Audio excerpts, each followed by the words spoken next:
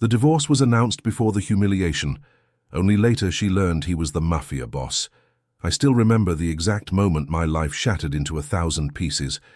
It was a Tuesday afternoon, the kind of ordinary day that tricks you into believing nothing extraordinary could happen. The autumn sun filtered through the tall windows of the Manhattan courthouse, casting long shadows across the polished marble floor. My hands were trembling as I clutched the divorce papers, the ink still fresh, the words still incomprehensible to my breaking heart. My name is Elena Martinez, and 3 years ago, I married a man I thought I knew. David Chen was everything a woman could want on paper, successful, charming, with a smile that could light up any room. He was a real estate developer, or so he told me. We met at a charity gala, the kind where champagne flows like water and promises are made under crystal chandeliers. He swept me off my feet with grand gestures and whispered dreams of a future together.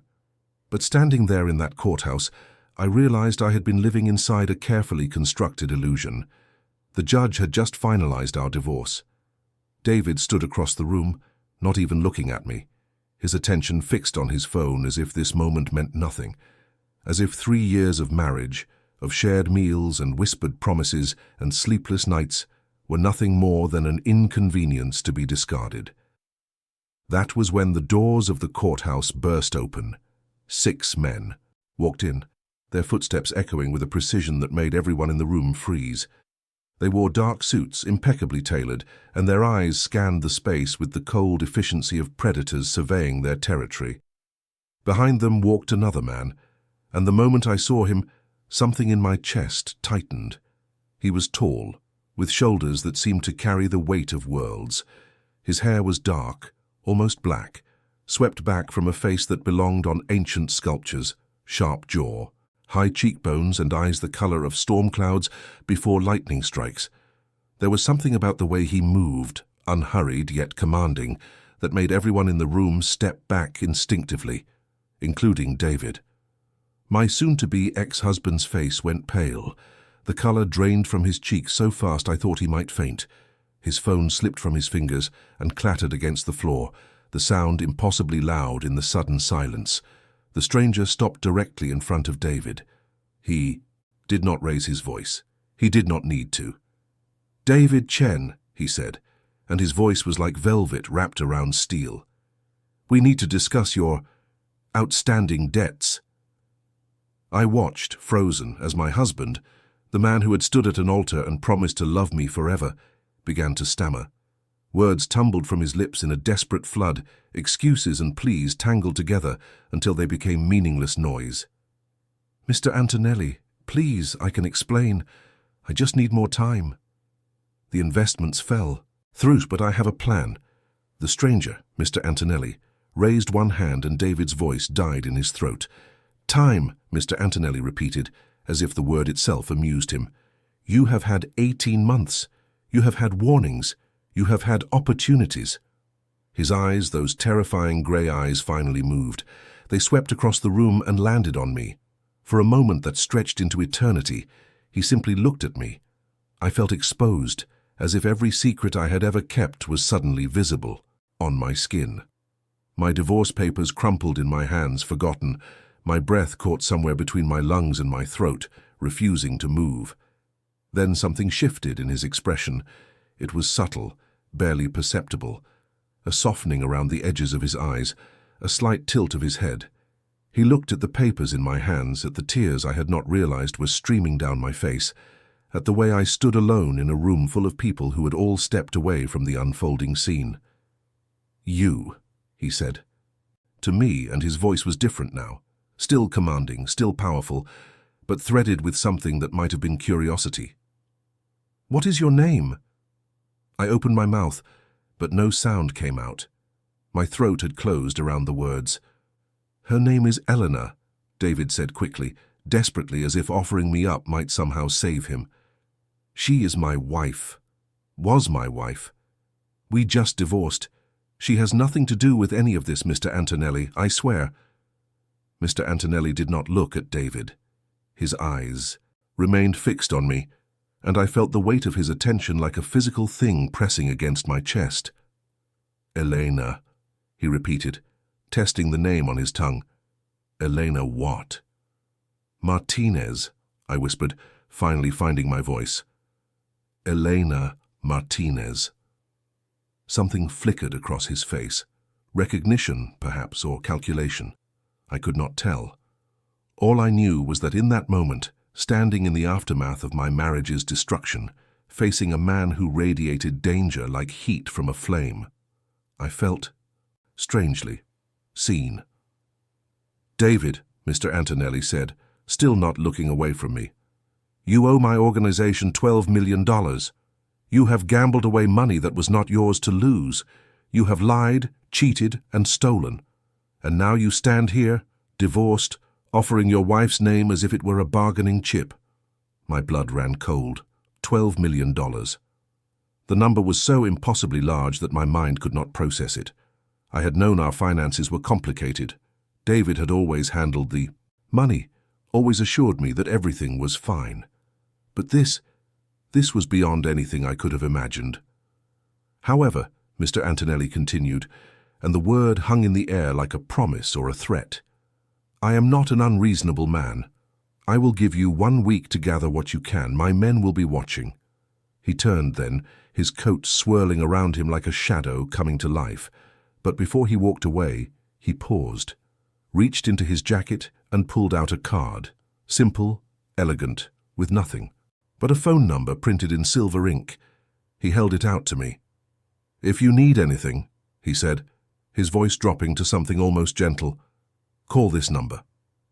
I took the card without thinking, my fingers brushing against his for the briefest moment. His skin was warm, and the contact sent a shock through my system that I did not understand. Then he was gone, his men following like shadows, and the courthouse erupted into chaos around me. David was at my side in an instant, grabbing my arm, with fingers that dug painfully into my flesh. What did he give you? He demanded, his eyes wild with fear. Give it to me. Elena, give me that card right now. I looked at my ex-husband, really looked at him, perhaps for the first time in years. I saw the sweat beading on his forehead, the tremble in his hands, the desperation carved into every line of his face.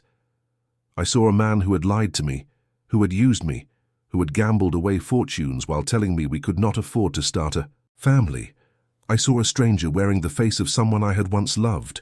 No, I said, and the word tasted like freedom. Before he could respond, before he could grab the card from my hand, I turned and walked away. My heels clicked against the marble floor, each step carrying me further from the wreckage of my old life. Behind me, David shouted my name, but I did not look back. The autumn air hit my face as I pushed through the courthouse doors, cold and sharp and somehow exactly what I needed. Stood on the steps, breathing deeply, watching the city move around me as if nothing had changed. But everything had changed. In the span of an hour, I had lost a husband and gained a mystery. I had discovered that the man I married was a gambler and a liar, drowning in debts to people who did not forgive. And I had met someone who terrified me in ways I could not explain, and fascinated me in ways I did not want to admit. I looked down at the card in my hand. The silver numbers caught the eye's sunlight, winking at me like a secret waiting to be told. Who was Mr. Antonelli, and why, in a room full of people, had he looked at me as if I were the only one who mattered? I did not know it then, standing on those courthouse steps with my divorce papers crumpled in one hand and a stranger's card in the other. I did not know that this moment was not an ending, but a beginning, that the man with storm-grey eyes would walk back into my life in ways I could never have predicted, that the humiliation I felt in that moment would transform into something entirely different. I did not know that my story was only just beginning, but the universe knew, and it was already setting the pieces into motion. The next few days passed in a blur of shock and survival. I moved through my life like a ghost, packing boxes in the apartment David and I had shared, trying to separate 3 years of memories into neat categories: mine, his, ours. The ours pile remained empty. Everything we had built together now felt tainted, stained by the lies I had not known I was living. My best friend Rosa came to help me pack. She was a whirlwind of energy and outrage, cursing David in 2 languages while wrapping my grandmother's china in newspaper. $12 million, she kept saying, her dark eyes flashing with fury. 12 million? How does someone gamble away $12 million without their wife knowing? I did not have an answer. I had asked myself the same question 100 times, turning it over in my mind like a stone I could not put down. How had I been so blind? How had I lived beside a man for 3 years without ever truly seeing him? The signs were there, I admitted quietly, folding a sweater I would probably never wear again. He was always on his phone, always had meetings I was not invited to, always paid in cash or took calls in another room. I did not want to see it.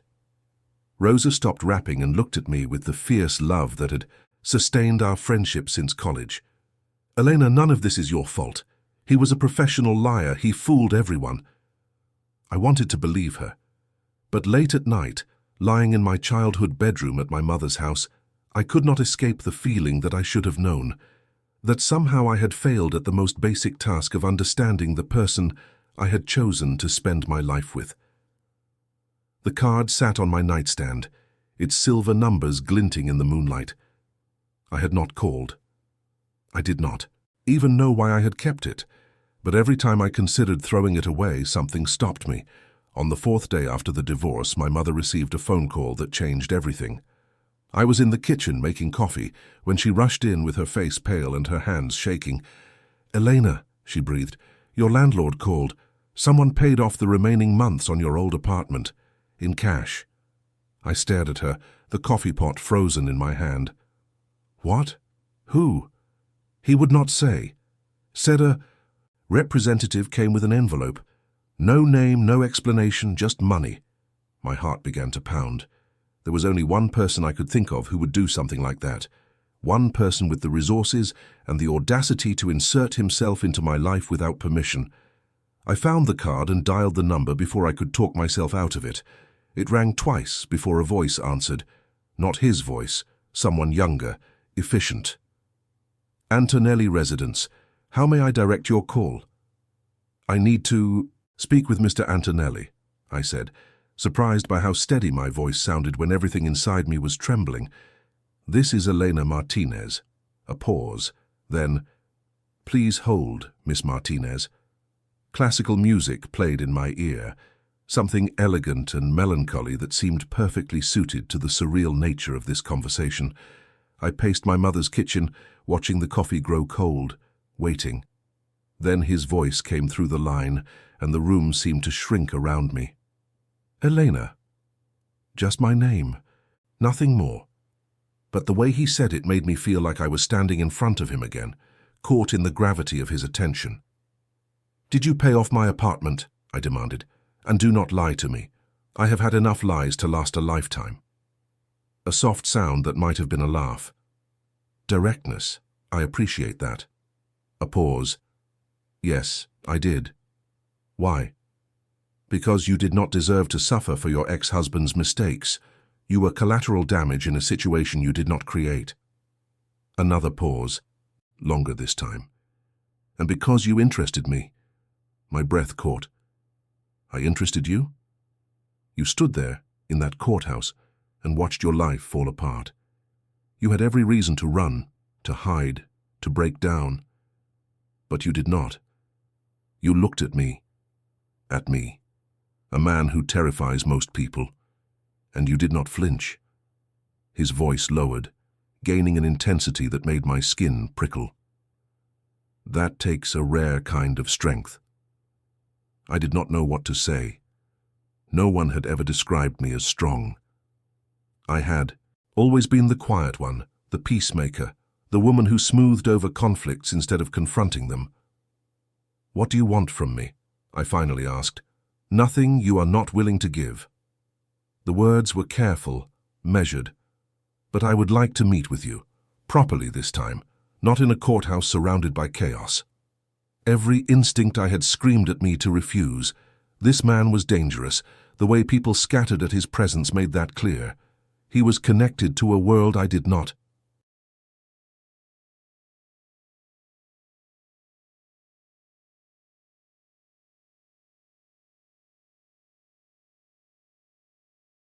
understand. A world of debts and threats and men in dark suits. But he was also the only person who had looked at me in years as if I mattered.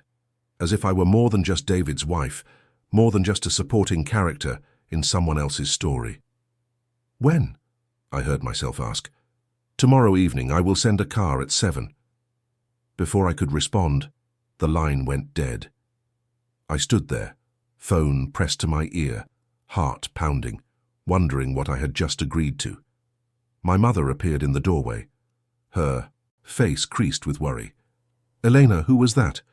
I set the phone down slowly, my mind racing. "Someone who might be the most dangerous man I have ever met," I admitted. "And I just agreed to have dinner with him." Her eyes went wide. "Mija, you cannot—" "I know it sounds crazy," I interrupted gently. "I know. But Mama, for 3 years, I lived inside a lie. I married a man who hid everything from me. I need to understand what is happening. I need to stop being the woman things happen to and start being the woman who makes things happen." She studied me for a long moment, her dark eyes searching my face. Then, slowly, she nodded. "Your grandmother used to say that sometimes the most dangerous path is the only one that leads home." She reached out and cupped my face in her hands. "Just promise me you will be careful." "I promise," I whispered, even though I was not sure I could keep that promise. Even though I was not sure I wanted to. That night, I dreamed of storm clouds gathering over the ocean, lightning illuminating a face I was beginning to know too well, and waves that could either drown me or carry me somewhere new. When I woke, the morning light felt different, brighter somehow, as if the world itself was holding its breath, waiting to see what I would choose. Check if you are already subscribed to this channel. Every week we bring stories that will make your heart race and your soul believe in the power of transformation. Subscribe now and join the thousands who have already discovered that sometimes the most unexpected path leads to the greatest love. The car arrived at exactly 7 o'clock, a sleek black vehicle that looked like it cost more than my mother's house. The driver, a serious man with kind eyes, opened the door for me without a word. I had spent the entire day preparing, changing outfits 3 times before settling on a simple black dress that made me feel like I could handle anything. Rosa had called me crazy. My mother had lit candles and prayed, but I had walked out the door anyway, driven by something I could not name.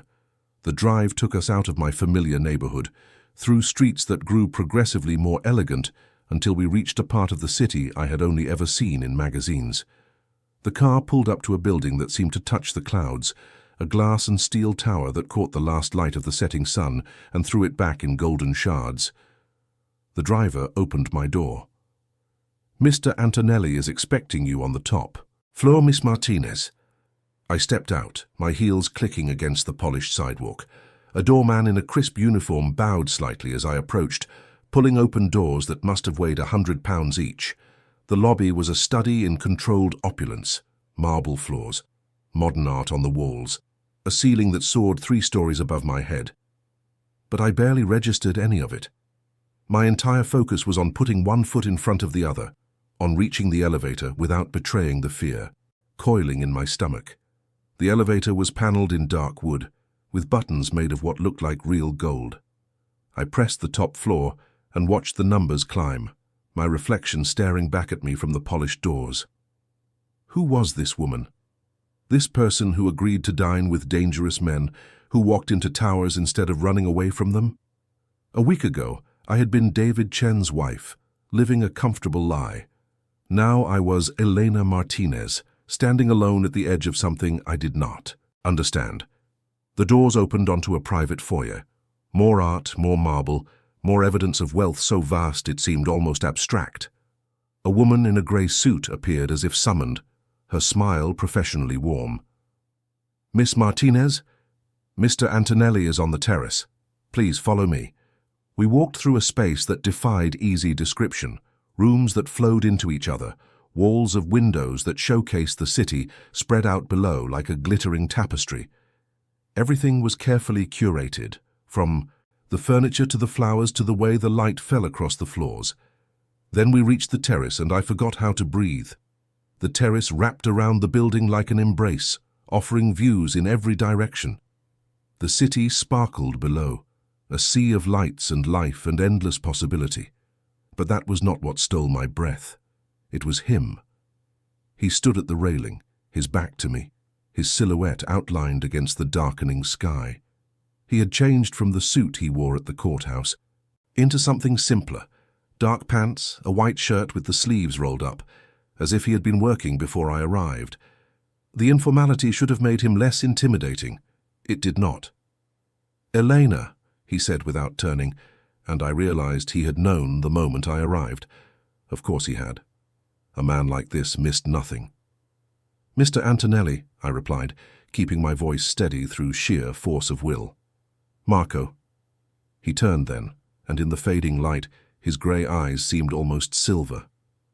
"Please, if we are going to do this, we should at least be on a first-name basis."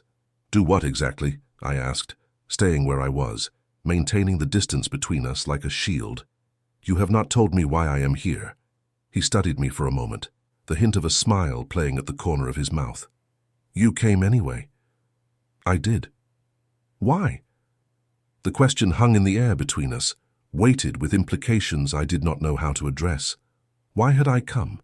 Because I was curious? Because I was reckless? Because some part of me, the part I had buried deep during 3 years of marriage, was tired of playing it safe? "Because I spent 3 years not asking questions," I finally said. "I spent 3 years trusting someone who did not deserve it. I am done being the woman who does not know the truth." Something shifted in his expression. Respect, perhaps, or recognition. "Then let me give you some truth," he said, gesturing toward a table set for 2, candles flickering in the evening breeze. "Sit with me, eat with me, and I will tell you exactly who I am and what I want." We sat across from each other, the city spread out below us like a secret we shared.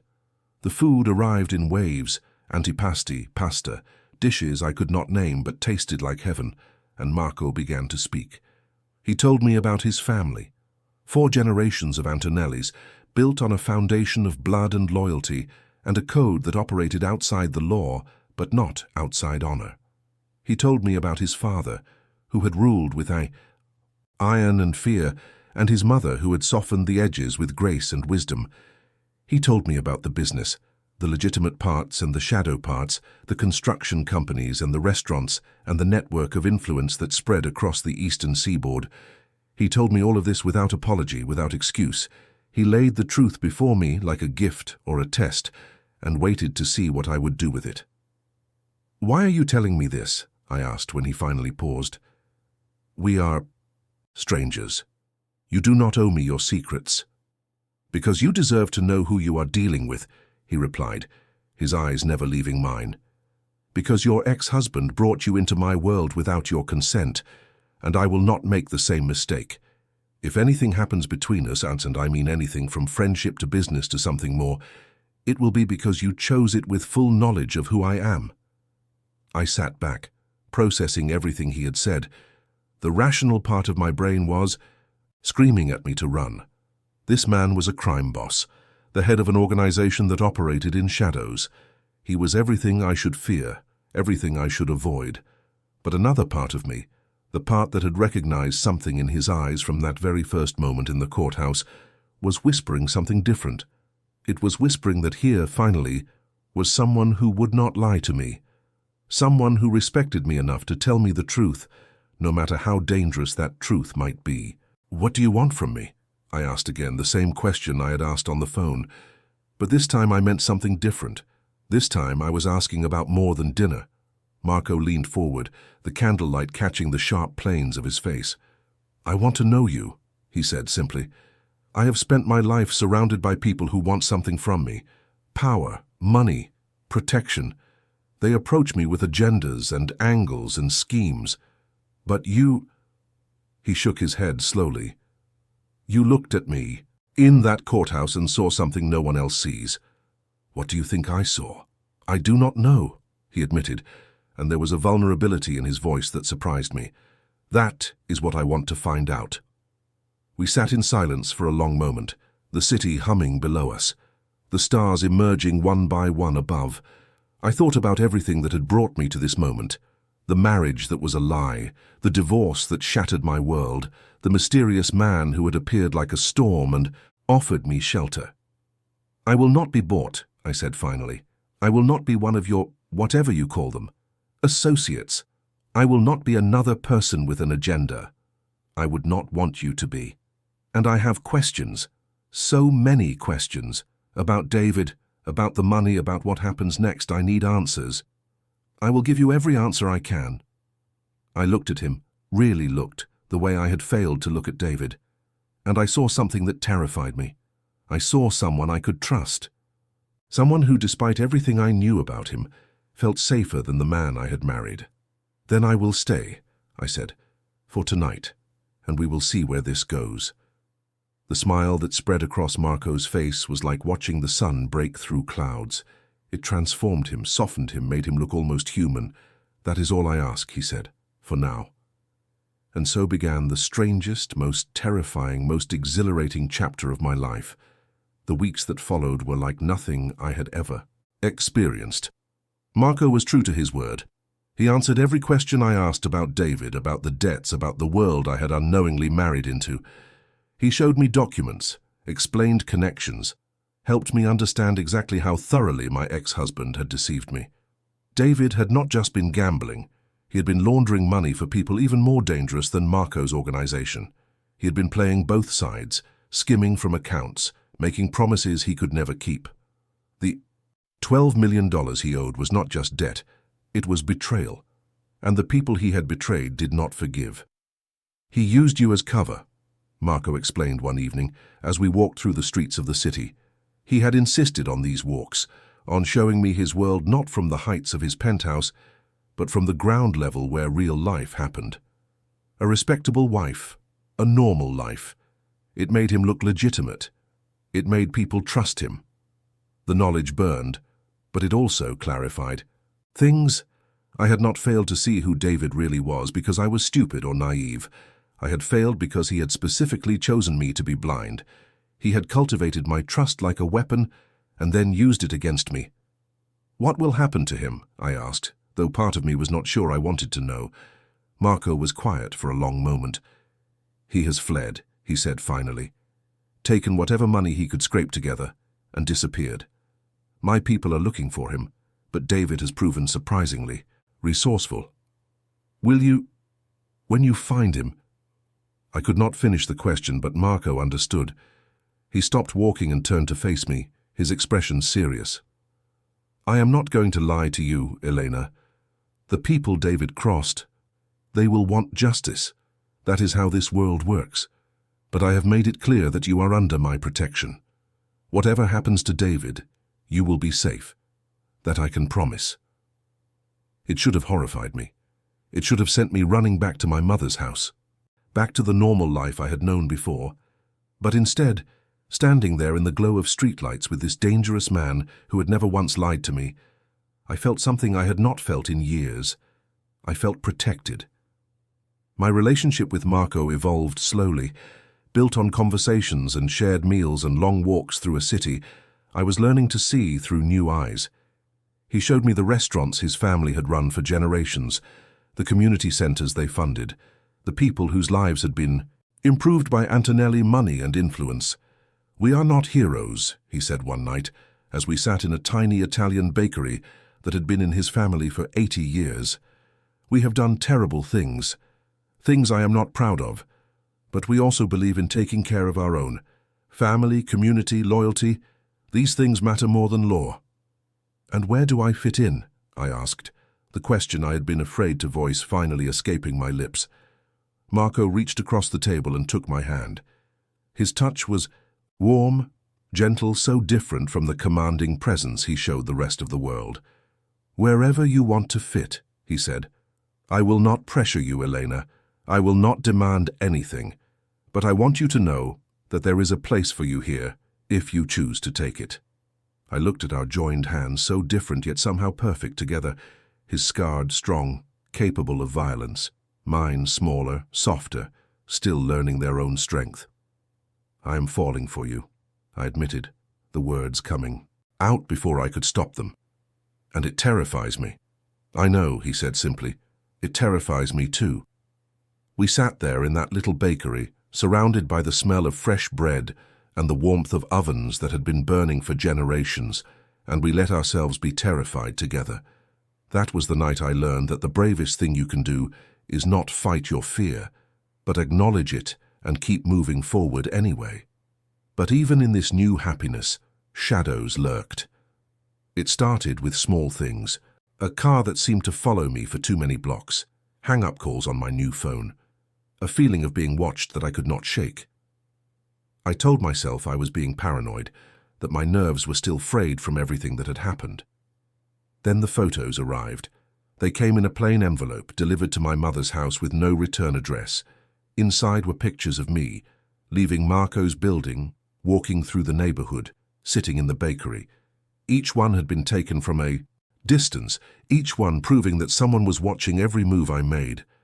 And on the back of the last photo, written in handwriting I recognized all too well: "You think he can protect you. You think you are safe. Think again. David."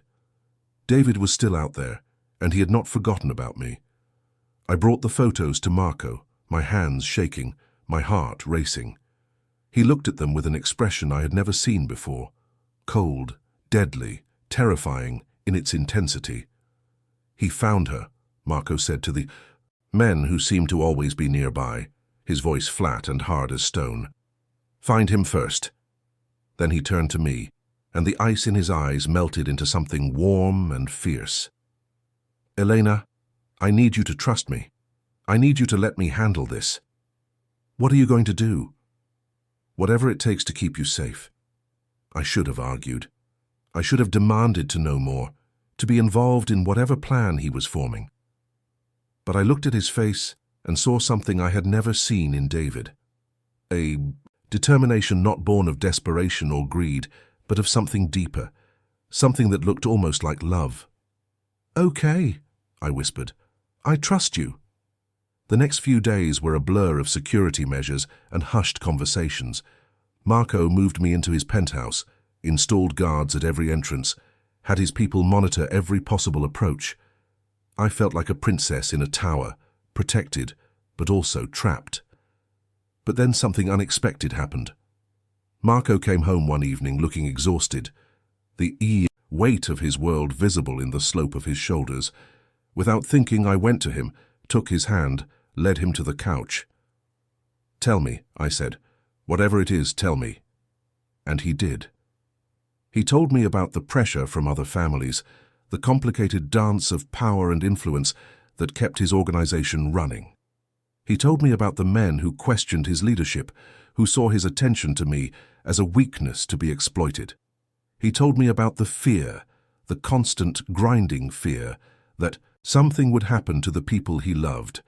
"I have spent my entire life being strong," he said, his voice barely above a whisper, "being the one who handles everything, who has all the answers. But with you, I do not want to be strong. I want to be honest. I want to show you the parts of me that I hide from everyone else." I pulled him close, letting his head rest against my shoulder, feeling the tension slowly drain from his body. In that moment, I understood something I had not before. Marco Antonelli, for all his power and influence, was just as broken as I was. He was just as lonely, just as hungry for someone who would see him, really see him, and not run away. "You do not have to be strong with me," I whispered into his hair. "You just have to be you." He lifted his head and our eyes met. In his gaze I saw everything, the fear and the hope, the darkness and the light, the man he had been forced to become and the man he wanted to be. When he kissed me, it was not like any kiss I had ever experienced. It was not about desire or passion, though those were there too. It was about connection, about two broken people finding shelter in each other during the storm. "I love you," he said against my lips, and the words felt like a vow. "I did not mean to. I did not want to. But I do." "I love you too," I replied. and I was surprised to find that I meant it, despite everything, the danger, the uncertainty, the thousand reasons why. This made no sense. I loved him. We stayed there on the couch as night fell around us, wrapped in each other's arms, not speaking. Some truths are too big for words. Some moments are too precious to interrupt with sound. Outside, the city sparkled with a million lights. But in that room, we had created our own universe, and it was the only place I wanted to be. I need you to pause for a moment. Yes, you, listening to this story. I need you to do something for me. In the comments below, write the words, "True love finds a way." Write it if you believe that sometimes in the most unexpected circumstances, in the most unlikely places, two hearts can find each other and build something beautiful. Write it as a promise to yourself that you will never stop believing in the power of connection, of hope, of love that transforms darkness into light. The days that followed were both the happiest and most frightening of my life. Marco and I existed in a bubble of cautious joy, building a relationship, while the world outside threatened to tear it apart. But David was getting closer. The reports came in pieces, sightings, rumors, traces of activity that pointed to a man growing increasingly desperate and dangerous. He had lost everything, and in his mind I was somehow to blame. I had left him. I had found someone else. I had moved on while his life crumbled around him. "He is planning something," Marco told me one evening, his face grim. "We do not know what yet, but he has been. Reaching out to old contacts, calling in favors. He wants to hurt me by hurting you." What do? We prepare, and we wait. The waiting was the hardest part.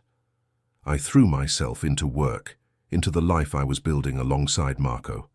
I volunteered at the community center his family funded. I helped organize a charity gala for the local hospital. I tried to create something good in a world that sometimes seemed determined to be dark. And through it all, Marco was there, not controlling, not demanding, just present, supporting me, encouraging me, letting me find my own strength while making sure I was never alone. I discovered things about him that surprised me. He read poetry before bed. He cooked elaborate meals when he was stressed, filling his kitchen with the smell of garlic and tomatoes and fresh basil. He called his mother every Sunday without fail, speaking to her in rapid Italian that I was slowly learning to understand. He was not the monster the world thought he was. He was not even the intimidating figure who had walked into that courthouse. He was a man shaped by circumstances, doing his best to honor his family's legacy while building something better for the future. "I want to change things," he told me one night, as we sat on the terrace watching the stars. "The business, the organization. I want to move away from the shadows. It will take time. It will take sacrifice, but I want my children to inherit something they can be proud of." "Your children?" I asked, my heart skipping at the implication. He turned to look at me, his grey eyes soft in the moonlight. "Our children," he said quietly, "if you will have me." I did not answer with words. I answered with a kiss that said everything I felt, the fear and the hope, the uncertainty and the commitment, the love that had grown despite every reason it should not have. When we finally broke apart, he pressed his forehead against mine and whispered, "Whatever comes next, we face it together." "Together," I agreed. But together would be tested sooner than either of us expected. The night everything changed started like any other. Marco was in a meeting, something about negotiations with another family that required his personal attention. I was at the penthouse reviewing plans for the hospital gala when the security system went dark. At first I thought it was a power outage. The city was prone to them in summer, when everyone's air conditioning pushed the grid to its limits. But then I heard footsteps in the hallway and I knew. David appeared in the doorway like a ghost from my past. He was thinner than I remembered, his face gaunt, his eyes wild with something that looked like madness. In his hand, he held a weapon that gleamed in the emergency lighting. "Hello, Elena," he said, his voice eerily calm. "Miss me?" My heart hammered against my ribs, but I forced myself to stay still, to not show the fear that was clawing at my throat. "David, How did you get in? Your boyfriend's security is not as tight as he thinks. He stepped closer, and I could smell alcohol on his breath, mixed with something sharper, desperation maybe, or pure hatred. Did you think you could just move on? Did you think you could leave me with nothing and ride off into the sunset with him? I did not leave you with nothing, I said, keeping my voice steady. You did that yourself. You gambled, you lied, you stole from people who do not forgive. His face twisted.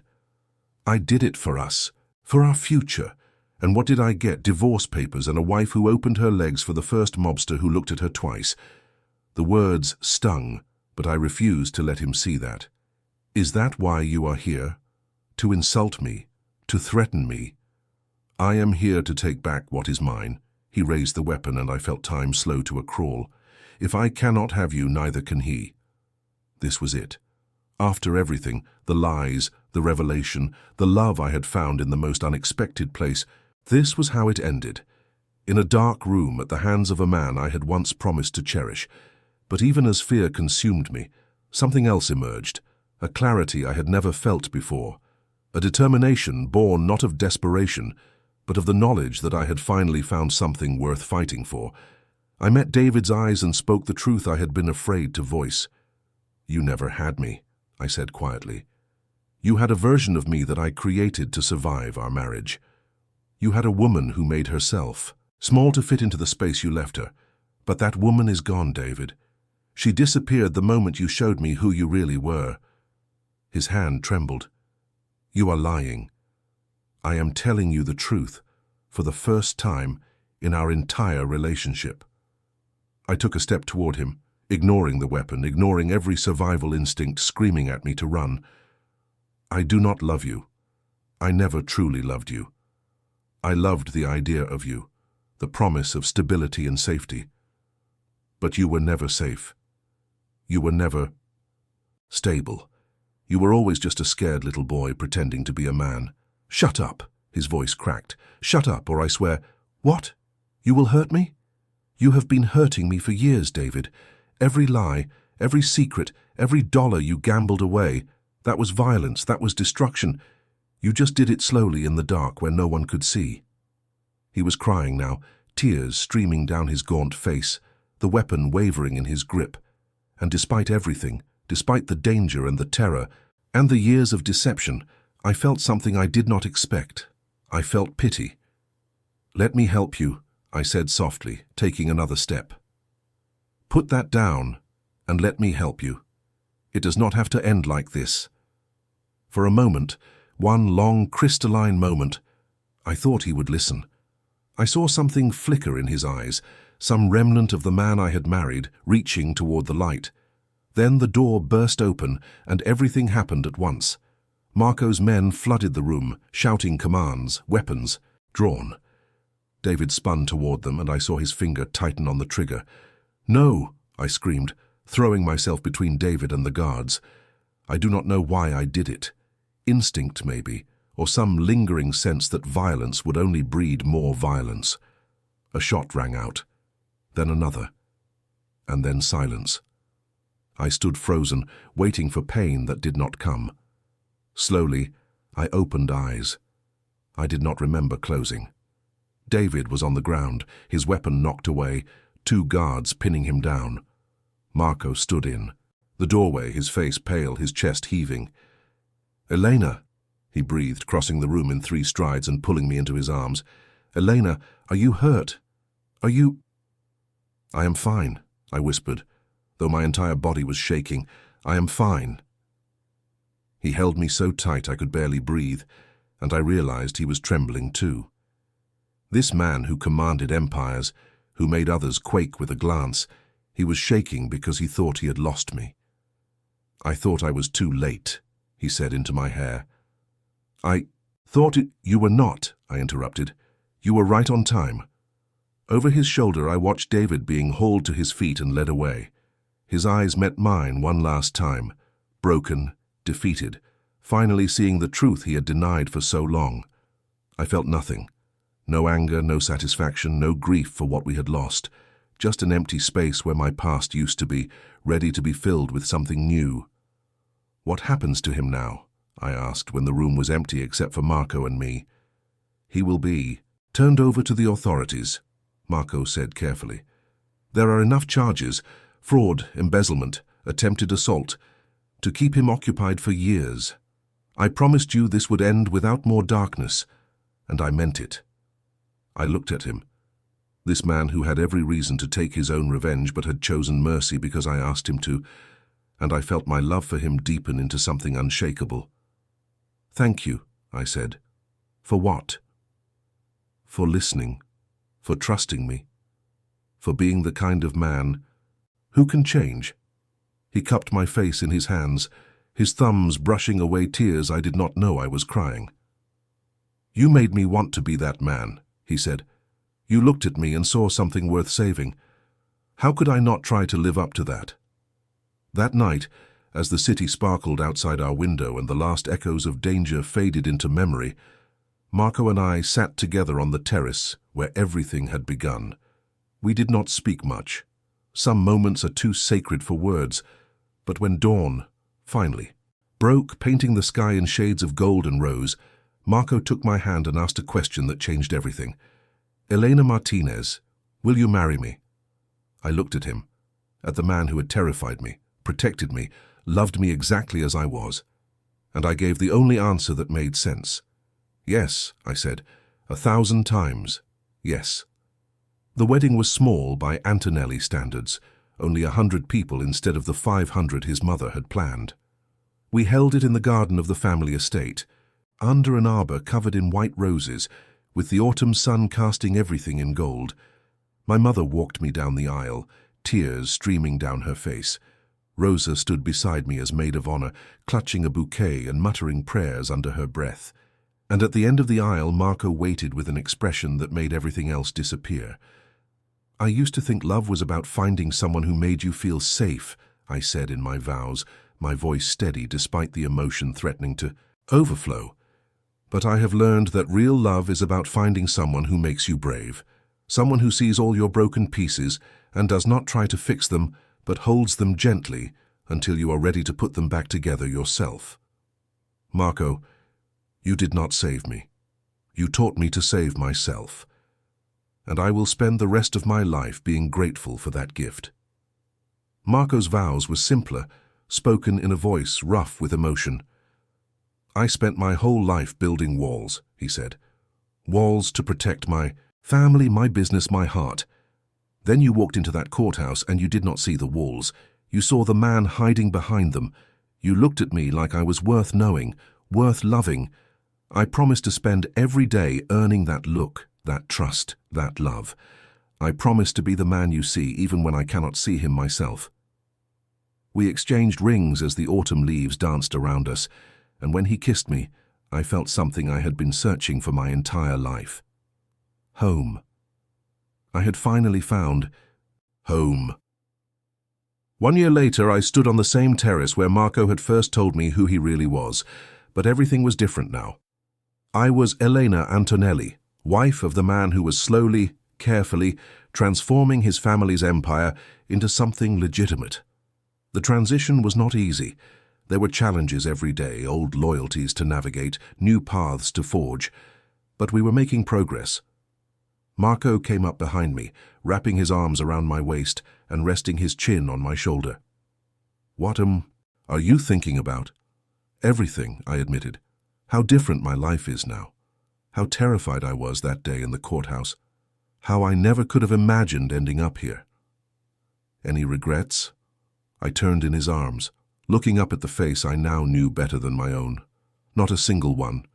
He smiled, that real smile, the one he saved just for me, and pulled me close. "I have something to show you," he said, "a surprise." He led me through the penthouse, down the elevator, and into a waiting hall. We drove through the city as the sun set, painting everything in shades of amber and rose, until we arrived at a building I did not recognize. "What is this place?" "Our future," he said simply. Inside, I found a clinic. Not just any clinic, a community health center, fully equipped, staffed with doctors and nurses, ready to serve the people who had been overlooked by the system. "You built this?" I whispered, tears springing to my eyes. "We built it," he corrected. "With money that used. To go to other things. This is what I wanted to show you, Elena. This is what our life can be about. Not shadows and secrets, but light and healing." I walked through the rooms, touching gleaming equipment and fresh paint, imagining the lives that would be changed within these walls, and I understood finally what redemption really looked like. It was not about erasing the past, it was about using the present to build something better.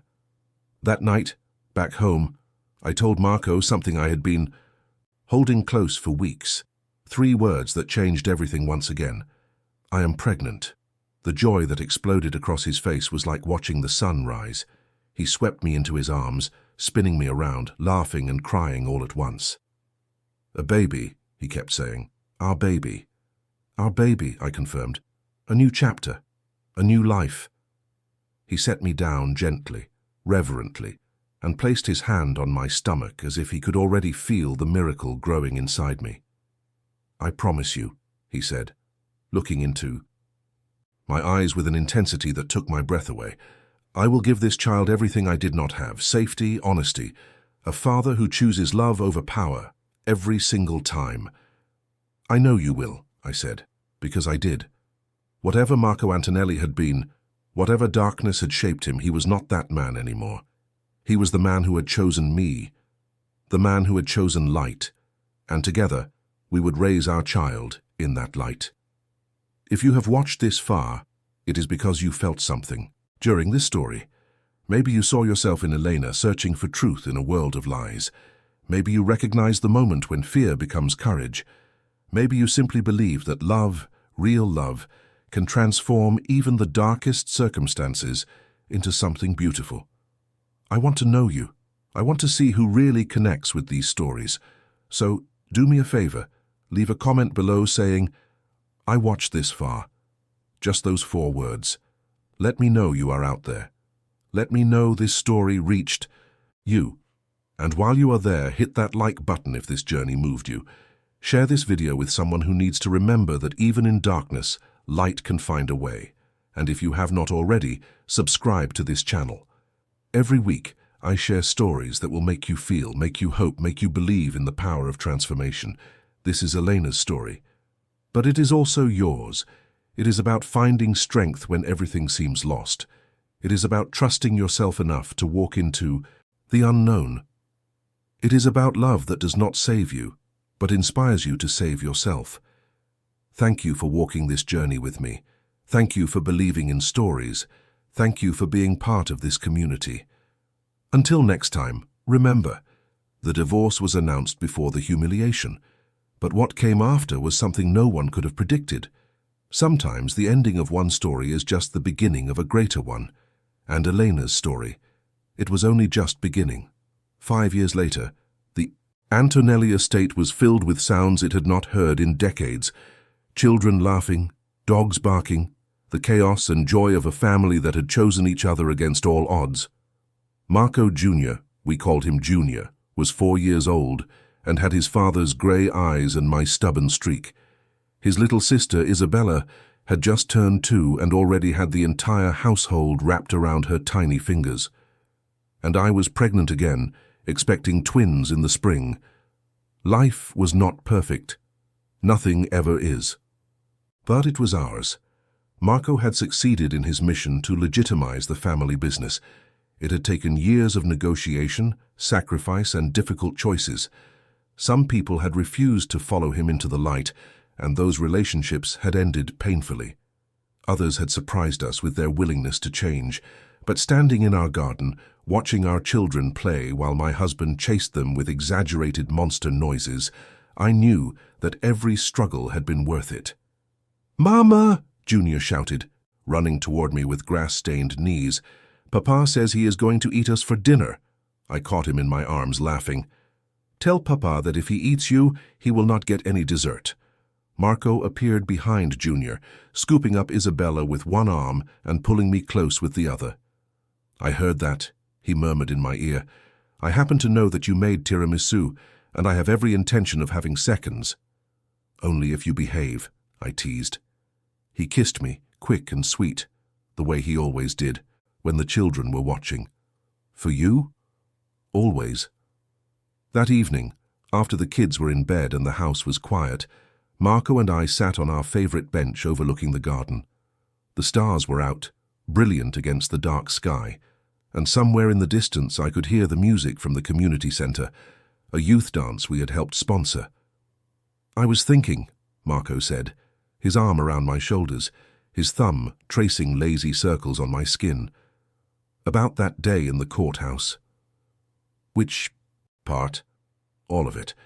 You standing there with those papers crumpled in your hands, the way you looked at me like I was both a threat and a puzzle you wanted to solve. The moment I knew even then that you were going to change everything." "I was terrified," I admitted. "I did not know who you were, what you wanted. I just knew that my life had fallen apart, and suddenly there was this man in the middle of it all. And now?" I turned to look at him, at the face that had become more familiar to me than my own reflection, at the silver threads beginning to appear in his dark hair, the smile lines around his eyes, the constant warmth in his gaze whenever he looked at me. "Now I know," I said softly. "I know exactly who you are, and I would choose you again, every single time." He pulled me closer, and we sat there in the starlight, two people who had found each other in the strangest circumstances and built something beautiful from the ruins of their past lives. "You know what I think so about sometimes," he asked after a while. "What?" "I think about what would have happened if you had thrown away that card, if you had never called, if you had decided that the safe choice was to walk away." "I almost did," I admitted, 100 times. "Why did you not?" I thought about it, really thought about it. "Because the safe choice had never made me happy," I finally said. "I had spent my whole life making safe choices, and where did it get me? Married to a lie? Divorced in a courthouse, watching everything I thought I knew crumble around me. You were dangerous, terrifying, completely wrong for me on paper. But you were also honest, and after years of lies, honesty felt like the greatest gift anyone could give me." Marco was quiet for a long moment. Then he reached into his pocket and pulled out something small, a card, worn at the edges, the silver numbers faded but still visible. "You kept it," I breathed. "I asked you for it back after we were married," he reminded me. "I wanted it as a reminder." "Of what?" "Of the night my life changed, of the woman who looked at a monster and saw a man worth loving." He tucked the card back into his pocket, over his heart. "I carry it everywhere. It reminds me of what I have to live up to." I had no words. After all these years, after children and challenges, and 1,000 ordinary moments, he still found ways to surprise me. "I love you," I said, because it was the only thing that mattered. More than I ever thought I was capable of loving anyone. "I love you too," he replied, "more than I have words for." We sat there until the stars began to fade and the first hints of dawn painted the eastern sky. A new day was coming, another 24 hours of chaos and joy, of children and challenges, of a life built on the foundation of an impossible love story. And I would not have had it any other way. The divorce was announced before the humiliation, but what came after was something no one could have predicted. A family, a future, a love story written in the stars, the end.